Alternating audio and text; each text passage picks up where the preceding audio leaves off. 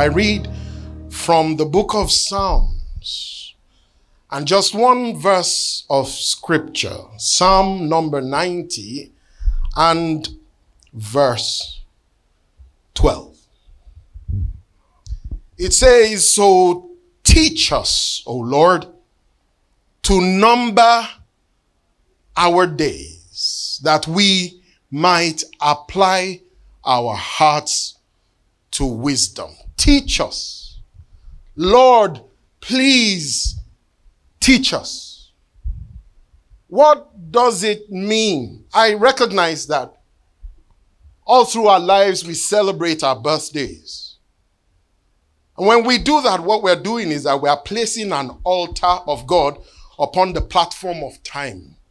We're establishing a memorial. Each time we cast our mind back to see how far we have come.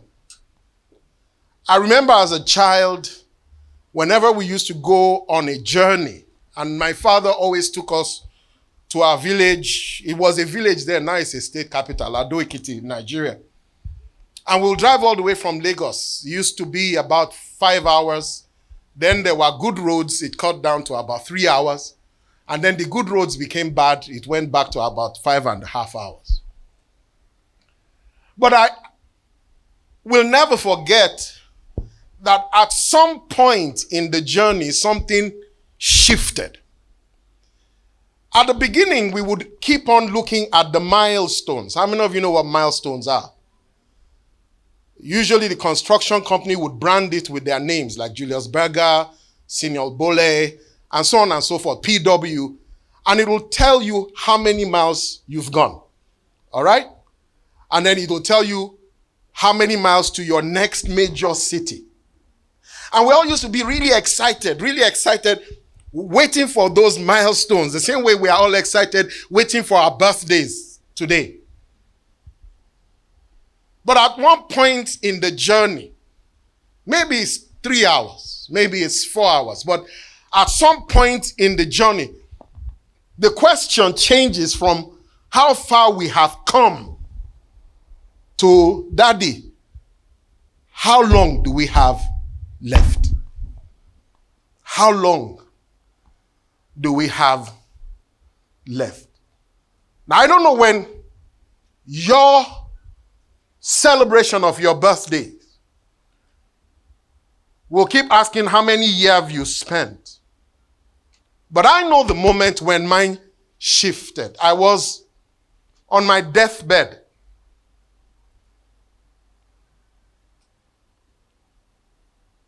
I had been diagnosed of a heart failure. I had been diagnosed diabetic, hypertensive. And then you added on top of that the COVID pandemic at its very peak. I couldn't breathe. We were one of the earlier batches that got the disease, so we were shut in isolation. You know that isolation where nobody could come near your room, even to feed us. In the hospital ward, the caterers will wear PP, personal protective equipment, PPE. And then they would put your food on a plate, on a tray, and then they will use stick to push it into the room. When doctors came to check, they stood at the door wearing their space suit. That's what I called it. When I was admitted the first night, there were voices coming from the other rooms of people who were crying and people who were struggling to breathe. There was one particular woman whose cries were bone-chilling for me. I was in there 5 days. By the third day, all the voices had ceased.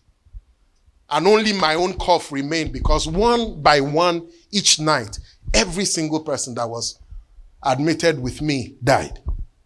Everyone. The last was that woman. And I remember when her voice stopped at around 3:30 a.m.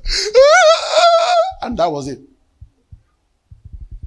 I asked her the next morning, they said she's gone. I said, she's been discharged? They said, no, she's gone. I didn't ask any more questions. Of course, I'm here, so I recovered. Abi? But it changed me forever. It changed me because my question was no longer how long I've come.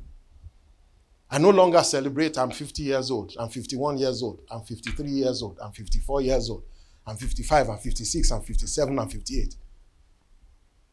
I had an announcement on TV where it says that all GOs, all general overseers of every ministry, must be retired by the age of 60.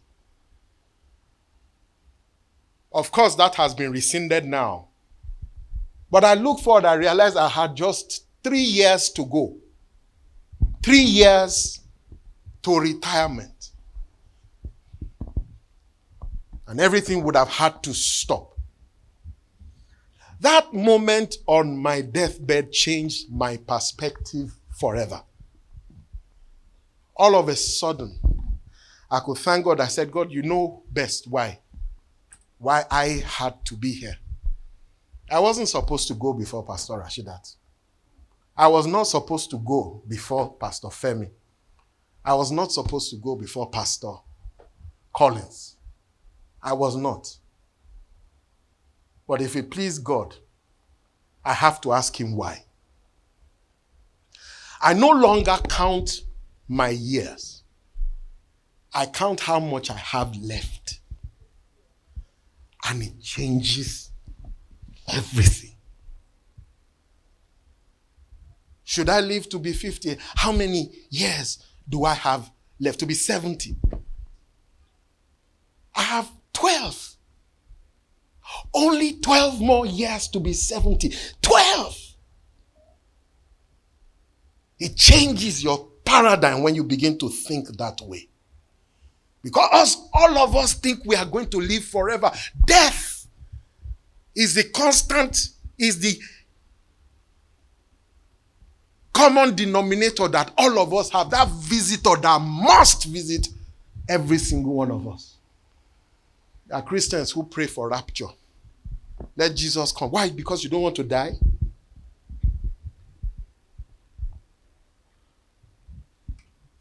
It is that one guest we must all receive.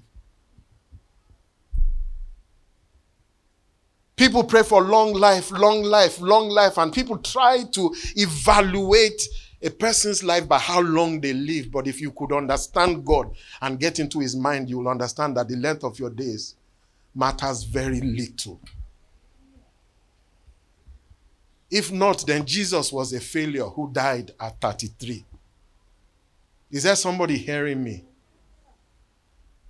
If we think material possessions are what matter in this earth, then how about Simeon? How about Anna? How about John the Baptist, the one that God would say was the greatest human being that ever lived, greater than every prophet, greater than every king, greater than the wealthiest whose name was Solomon? Says there is not one born of woman that can compare with John the Baptist. And John the Baptist also died at 32. You remember he was in the womb when the news of Jesus' birth was announced to her by Mary. The news of Jesus' pregnancy. So they were born in the same year, about the same age. If we think like human beings do, then we would think those all died prematurely. But it was not premature. It was in God's perfect time. Today we read about Simeon, we read about Anna in the scriptures. And the names of the people who wrote books, volumes, we don't know today. The names of the people who rode beautiful camels and cows, we don't know. The names of the wealthiest people in that generation, we do not know. Even the high and mighty Bill Gates or Dangote, I give it 30 years. And the children who would have become adults in those days, who is that? Who was he?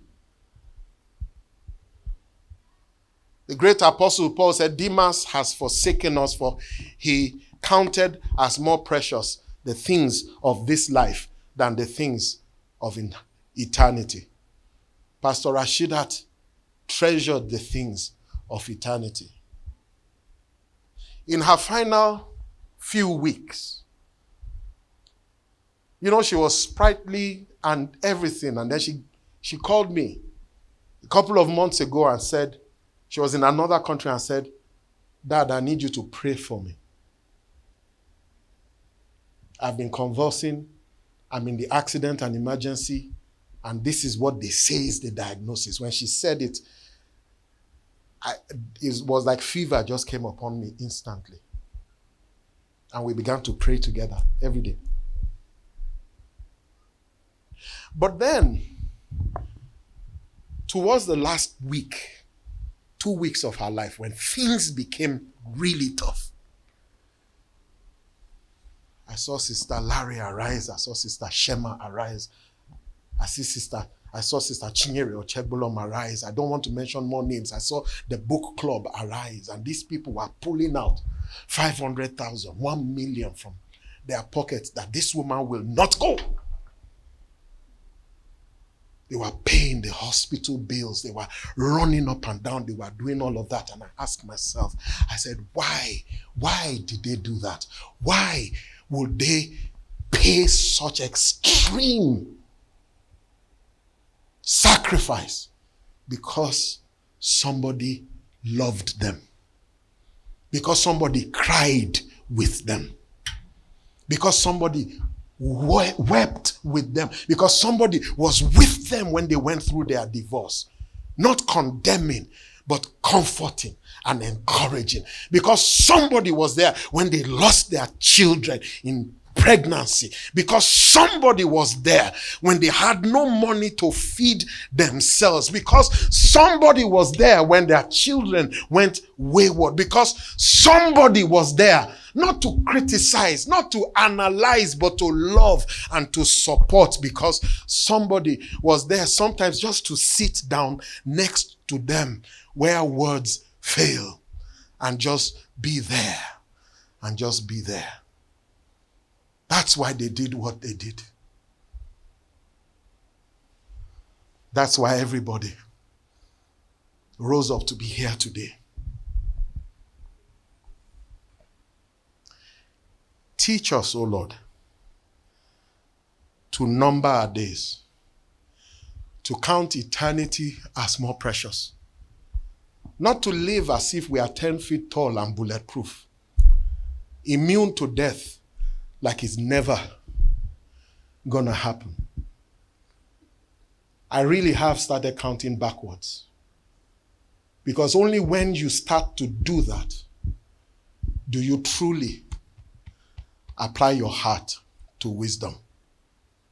When you begin to ask yourself, so how many years do I have left? Then you realize that the 50 you thought you have lived is meaningless. Suddenly, you remember the people you have not told, I love you.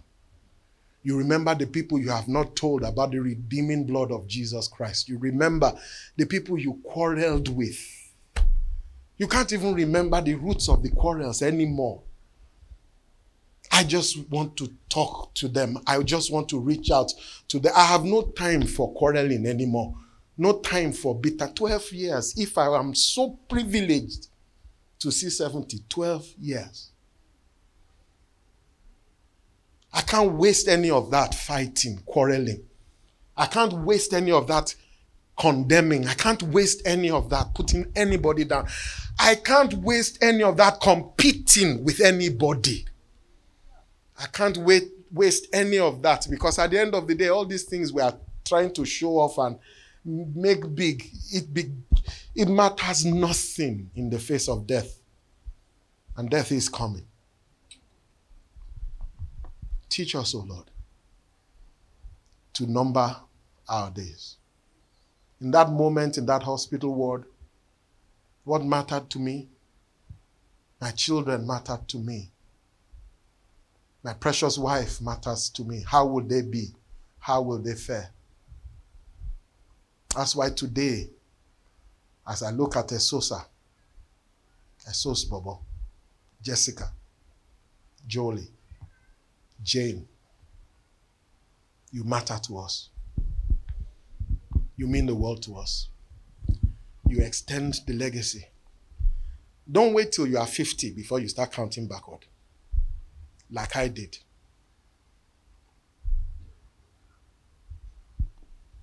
My friends, my members, the people that I love matter to me. The people who shared the dream God gave us, they matter to me. The people who have left, that I was bitter, I was angry, I was hurt, I was shattered, I was wounded, I don't care, wherever they are, I love you, I want you. They are the ones that matter to me. Sometimes, the most precious gift that God can give us is a close encounter with death. Because oftentimes, death sneaks up on us unexpected. Yesterday, just after I arrived from the UK, I received news that one pastor who my wife and I had been a part of welcoming into Abuja and helping to support and introduce them to the city, open the doors of the city too, had passed on to go to be with the Lord. Shortly after, I quickly ran to the house to go and meet the widow. She came to the car to meet me because I couldn't climb their steps, and she just hugged me and kept saying, "Daddy, thank you." I said, there are many questions in my heart, but the time for questions will come. This is not the time for questions. You know how we do. So what happened? Was he sick? What was the sickness? What of this? What of that? And we don't seem to realize that when we do that to the people who have been traumatized by losing a loved one, we force them to regurgitate the same story again and again and again and revisit not the glorious life that the people lived, but the manner in which they died.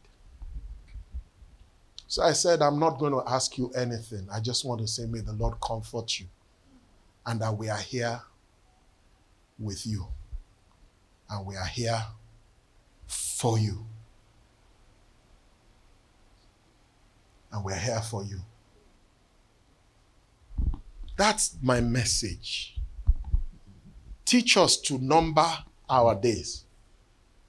Not forward, but backward.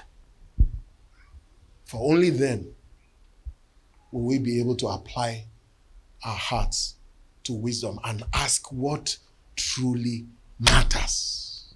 That son that you are angry with because he's not living for the Lord, run after him. Go and kneel down for him. Tell him, I love you. I'm sorry I was angry. I was foolish. Say, but he did me wrong. You don't have time. You don't have time. That person you thought jilted you, you have no idea that person did you the greatest favor of your life. You don't have the time for strife. You don't have the time for unforgiveness. Teach us, oh Lord, to number our days, that we might apply our hearts to wisdom. I did not expect Pastor Rose to go. I didn't see it. I didn't sense it. I didn't know it. I was blindsided by this awful messenger called death. But I thank God I had the moments that I had with her.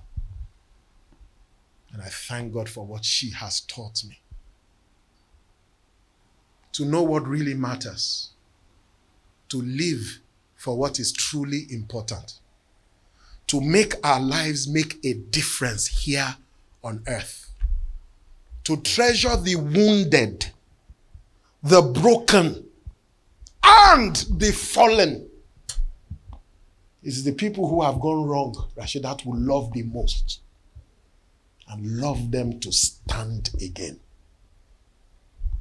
Lord, teach us to number our days.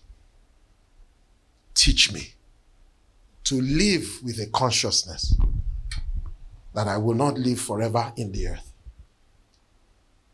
but I will live forever in eternity.